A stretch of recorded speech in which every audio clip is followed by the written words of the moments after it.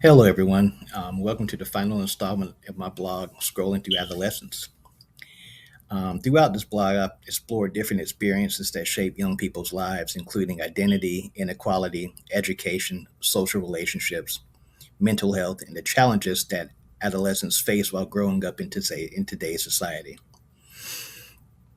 For this final post, I wanted to focus on youth activism, power, and the importance of being heard because I think it's important. I think it connects many of the ideas that we have discussed and that I've discussed throughout this blog and that we've discussed throughout the class as a whole. Um, Adolescents are not just influenced by the world around them, but they also have the ability to influence the world and create change. One of the biggest lessons I've taken away from the topics that we've covered in this class is that young people are often underestimated. We sometimes, as adults, view them as being experienced or too young to understand complicated issues. However, history shows us that young people have often been the ones willing to challenge unfair systems and speak up when others remain silent. Two examples that illustrate this are the Soweto Youth Uprising in South Africa and the Dreamer Youth Movement in the United States. The Soweto Youth Uprising took place in South Africa in 1976 during the apartheid era, and it happened as the result of students protesting the government's decision to require Afrikaans be used in the schools. Afrikaans is the language of the ruling government. Um, but their uprising wasn't just about the language, but it represented a larger system of inequality that affected their education, professional opportunities, and their future. So, as a result, thousands of students came together because they believed they deserved a voice in decisions that directly impacted their lives. I think what stands out to me about the Soweto students is that they understood that there are risks involved. They knew that they were challenging a powerful government that could respond harshly and violently to them standing up to the oppression that they were facing. But they believed that staying silent wasn't the answer. So we had other youth that organized these students, namely the South African Students Movement, which helped organize the students and help them plan these marches and protests. As we see that their action shows that young people don't have to wait for adults to plan, but they can actually make an impact themselves. A more recent example of youth activism can be seen through the Dreamer movement here in the United States. And dreamers are young immigrants who were brought to the United States as children, but many of them view America as being their home. They attend schools, they built friendships, they became a part of their communities. But because they were immigrants, they face an uncertain immigration status. So instead of being quiet, many dreamers shared their personal stories and became advocates for immigration reform.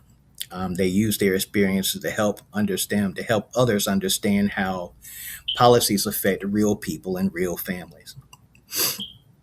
I think what I find most powerful about the Dreamer movement is that these younger activists were not only speaking for themselves, but they were also speaking on behalf of their classmates, their families, their friends, and other young people that were facing similar challenges.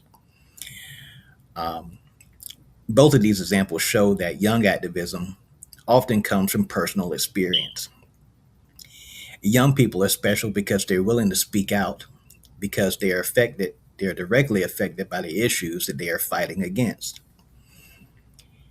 I think this connects to a bigger difference between generations, where young people often feel a strong sense of urgency because they're experiencing these issues in the present.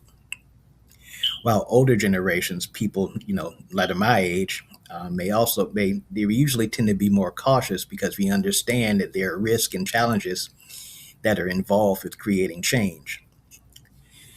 Um, I don't think that this difference means that one generation is right and the other one is wrong. And I think it's meaningful um, that change often happens when passion and experience work together. So, in other words, Young people and older people need to work together in order to create beneficial change in our society. Young people bring energy, creativity, and a willingness to challenge the way things have always been done. And adults can bring experience and knowledge that can help turn ideas into lasting change. So we see this same pattern in youth activism today. After the school shooting in Parkland, Florida, student survivors used their experience to advocate for changes relating to gun violence and school safety. And then we look at Greta Thunberg, who has used her voice to encourage action on behalf of climate change and challenge world leaders to take climate change more seriously. I think one thing that makes youth activism unique is that young people often speak with honesty and directness, very much so directness. They're willing to question people and systems that they believe are not doing enough or not anything at all. Sometimes adults may see this as being too emotional extreme. However, emotions can also be a source of strength. A strong emotional connection to an issue is often what motivates people to make change to begin with. This also connects to psychology and adolescent development. One of my classmates, Kennedy Romero, brought up the topic of adolescent brain development, which I thought was pretty interesting, being as I'm a psychology and sociology major myself. So I'm familiar with the idea that the prefrontal cortex, which helps with decision making and planning, is not fully developed during adolescence. But the amygdala, which connects to emotion and develops more quickly. So this can help explain why young people may respond strongly to situations they believe to be unfair. However, I don't think emotions should automatically be viewed as a weakness. Emotions can motivate people to stand up against injustice. The important part is finding a balance between passion and thoughtful action. Sociology also reminds us that youth activism does not happen separately from society. Young people are influenced by schools, families, communities, and larger social structures. Gordon's discussion on Barry Thorne's work, Gender Play, shows how youth experiences are shaped by social expectations and inequalities. The way young people connect, the way young people communicate and organize is connected to the world they grew up in. So it leads me to one question I believe, which is important, is why it usually takes tragic events in order for society to really listen to young people.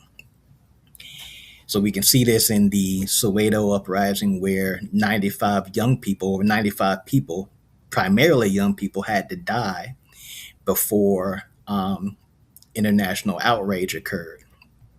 And we can see this with the Dreamer activists that had to share deeply personal stories before their stories were taken seriously and before immigration policy became a national conversation. And in the example of the Parkland students, it took the school shooting in order for us to even start talking about gun control and school safety. Um, so throughout the blog, I've kind of, I think one theme that's continued to stand out is that adolescents don't just observe society; they don't just observe it passively, but they're active participants. And one of the good things about young people is that they're constantly learning, they're adapting, and they continue to shape the world around them.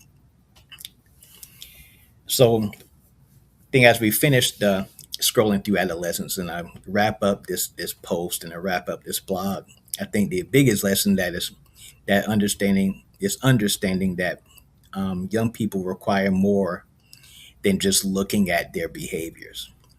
We have to listen to what they experience, and we have to try to understand the challenges they face, and then recognize the ways that they contribute to society.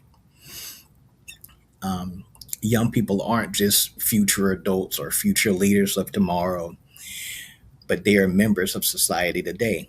The the things that impact us as adults impact them as young people too. You have to understand that their voices may be passionate and emotional, and sometimes what they bring up can be uncomfortable to look at. And but we have to understand that those qualities are often what encourage growth and create change. So I want to thank you all for following along with me through scrolling through adolescence. I hope you've got a lot from these posts, and hope you all have a great night and a great rest of the semester. Good night.